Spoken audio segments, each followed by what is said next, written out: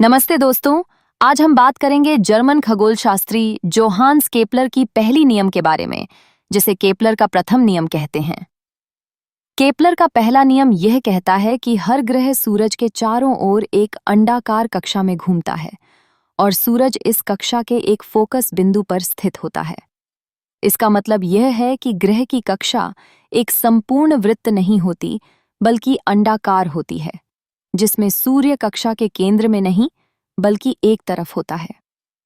उदाहरण के लिए मान लीजिए कि पृथ्वी और सूर्य की कक्षा को देखें। इस अंडाकार कक्षा की वजह से पृथ्वी की सूरज से दूरी हमेशा समान नहीं रहती।